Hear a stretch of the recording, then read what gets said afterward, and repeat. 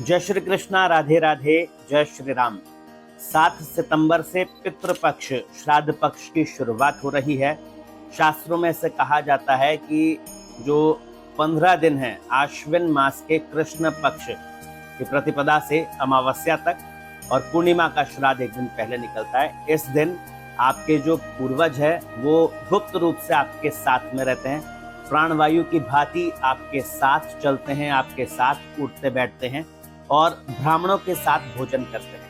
यही वजह है कि शास्त्रों में पितरों का जो है वो श्राद्ध कर्म किया जाता है, तर्पण किया जाता है और ब्राह्मणों को भोजन कराया जाता है ताकि आपके पूर्वजों की आत्मा को शांति मिले और उनका आशीर्वाद आप तक मिलता रहे।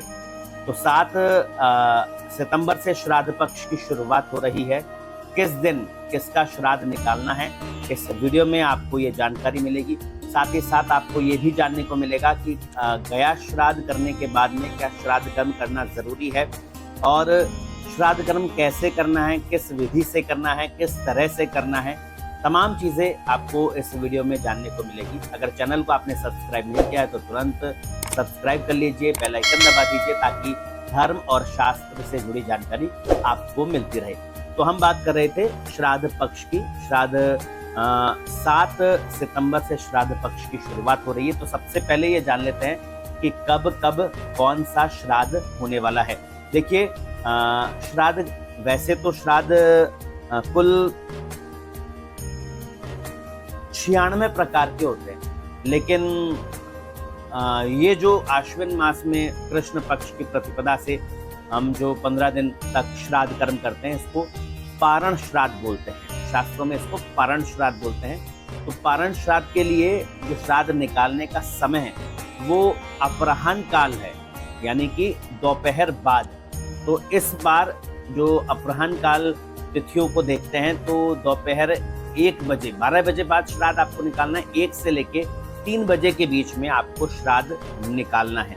कब कब किस किस का श्राद्ध रहने वाला है अब वो आप नोट कर लीजिए। देखिए, सबसे पहले 7 सितंबर को पूर्णिमा का श्राद्ध है। तो पूर्णिमा का श्राद्ध आपको 7 सितंबर को निकालना है। इसके बाद 8 सितंबर को प्रतिपदा का श्राद्ध रहेगा। 9 सितंबर को दोज का श्राद्ध निकलेगा। 10 सितंबर को तीज का श्राद्ध निकलेगा और 10 सितंबर को ही चौथ का श्राद्ध भी निकल जाएगा। क्यों निकलेगा? क्योंकि अपराह्न काल में श्राद्ध कर्म आपको करना है। देखिए, 10 तारीख को जो तृतीया तिथि है वो 3:38 तक रहेगी। इसके बाद में चतुर्थी तिथि आ जाएगी। तो 10 तारीख को तीज का श्राद्ध जो निकलेगा वो दोपहर 1:30 से लेके 3 साढ़े 3 बजे तक निकलेगा और चतुर्थी का श्राद्ध जो है वो 3:30 बजे बाद निकलेगा और 4:15 बजे तक निकलेगा। यानी कि जो चौथ का श्राद्ध है, तीज और चौथ का श्राद्ध जो है वो एक ही दिन निकलेगा, वो है 10 तारीख को। तीज का श्राद्ध 3:30 बजे पहले और चौथ का श्राद्ध निकलेगा 3:30 बजे बाद 4:15 बजे तक। इसके बाद में पंचमी का श्राद्ध जो है वो 11 तारीख गुरुवार को निकलेगा और छठ का श्राद्ध जो है वो 12 तारीख को निकलेगा। उसके बाद 12 तारीख को ही, क्योंकि पंचमी 9:59 तक ये सुबह, तो इसलिए छठ का श्राद्ध 12 तारीख को निकलेगा। 13 तारीख को, क्योंकि सप्तमी तिथि का इस बार क्षय है, तो 13 तारीख को आपके साते का श्राद्ध निकलेगा। 14 तारीख को अष्टमी का श्राद्ध निकलेगा। 15 तारीख को नवमी का, मात्र नवमी का श्राद्ध निकलेगा। 16 तारीख को आपके दशमी का श्राद्ध निकलेगा। 17 तारीख को एकादशी का श्राद्ध निकलेगा। 18 तारीख को द्वादशी का निकलेगा। 19 तारीख को तेरस का। 20 तारीख को चौदस का। 21 तारीख को अमावस्या का और सर्वपितृ का श्राद्ध निकलेगा। 22 तारीख को नाना का श्राद्ध निकलेगा। देखिए, वैसे तो आपको बहुत सारे लोग होंगे जिनको तिथि भी नहीं पता कि उनके जो पूर्वज है वो किस तिथि में उनका देहांत हुआ है। तो ऐसे लोगों के लिए अमावस्या सबसे बेहतर माना जाता है। अमावस्या के दिन आप उनका श्राद्ध कर्म करें तो उनको मोक्ष की प्राप्ति होती है, उनको शांति मिलती है और आप पर उनका आशीर्वाद बना रहता है। तो 21 सितंबर वो दिन है जिस दिन आपको श्राद्ध अमावस्या का निकालना है। इसके अलावा बहुत सारे लोगों का ये भी मत है कि गया श्राद्ध करने के बाद में आपको श्राद्ध कर्म नहीं करना चाहिए। तो ऐसे सोचने वाले लोग बिल्कुल भी गलत है, क्योंकि देखिए शास्त्र में साफ तौर पर ये लिखा हुआ है, श्राद्धम न कुरुते मोहात तस्य रक्तम पिबति ते। ये ब्रह्म पुराण में लिखा हुआ है। इसके अलावा नागरखंड में भी पितरस्य शापम दत्वा प्रयांति च, यानी कि गया श्राद्ध तो नित्य श्राद्ध है, इसे एक बार से अधिक भी गया जाकर किया जा सकता है। धर्म सिंधु में इसका साफ वर्णन है। अतो मूले फलेर्वापि तथा अप्युदक तर्पणी पितृतृप्ति प्रकुर्वर्तित नेवम श्राद्धम विवर्जयेत। स्पष्ट है, श्राद्ध कभी भी नहीं छोड़ना चाहिए।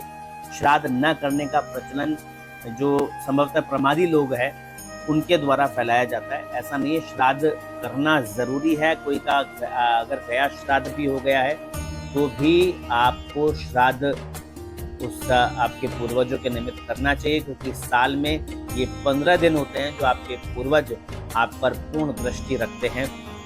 ऐसे में अगर उनको आपने भोजन नहीं कराया तो वो आपसे रुष्ट हो सकते हैं। फिर आप ये कह सकते हैं कि आपके पितृदोष है। अगर आप पूर्वजों को इन 15 दिन भी आपके पास समय नहीं है तो पितृदोष से आपको कोई नहीं बचा सकता। तो ऐसे में आपको श्राद्ध जरूर निकालना चाहिए। श्राद्ध के लिए अपराह्न काल आपको बताया, दोपहर 12 बजे बाद आपको श्राद्ध निकालना है। इस बार तीज, तृतीया और चतुर्थी का श्राद्ध एक हो गया है 10 तारीख को। तृतीया का 3:30 बजे पहले और 3:30 बजे बाद चतुर्थी का श्राद्ध निकलेगा। तर्पण आपको करना है और आपको श्राद्ध के निमित्त जो है 5 जगह आपको अलग अलग श्राद्ध के लिए भोग निकालना है। सबसे पहला जो है वो आपको निकालना है गाय के लिए, दूसरा आपको श्वान यानी कुत्ते के लिए, तीसरा कौवे के लिए निकालना है, चौथा देवताओं के लिए और 5वां पिपली कादी बलि यानी चींटियों के लिए ये निकालना है। ब्राह्मण को भोजन कराना है। श्राद्ध में आप जो भोग बना रहे हैं, भोजन बना रहे हैं, उसमें सफ़ेद चीज़ ज़रूरी है। वो चाहे खीर हो सकती है या फिर मिश्री मावा हो सकता है। ये ज़रूर से ज़रूर लगाएं, तर्पण करें और पान ज़रूर खिलाएं। पान खिलाने से ऐश्वर्य की प्राप्ति होती है, क्योंकि कलयुग में हर किसी को ऐश्वर्य चाहिए, लक्ष्मी चाहिए। तो ब्राह्मण को भोजन कराने के बाद उसे पान जरूर दें और दक्षिणा दें और सफ़ेद जो है धोती कुर्ता उसे दे सकते हैं। ऐसा अगर आप करते हैं तो आपके पूर्वजों का आशीर्वाद आप पर हमेशा रहता है। वीडियो आपको कैसा लगा कमेंट करके ज़रूर बताइए और किस तरह के वीडियो आप देखना चाहते हैं ये भी हमें कमेंट कीजिए और ज़्यादा से ज़्यादा लोगों को ये वीडियो शेयर भी कर दीजिए, ताकि उन्हें भी पता चल जाए कि किस तिथि पर आपको कौन सा श्राद्ध निकालना है। और कोई समस्या है तो आप इन नंबरों पर फ़ोन कर अपनी समाधान भी ले सकते हैं। हम कोशिश करेंगे कि आपकी समस्याओं का समाधान करें। जय श्री कृष्णा, राधे राधे, जय श्री राम।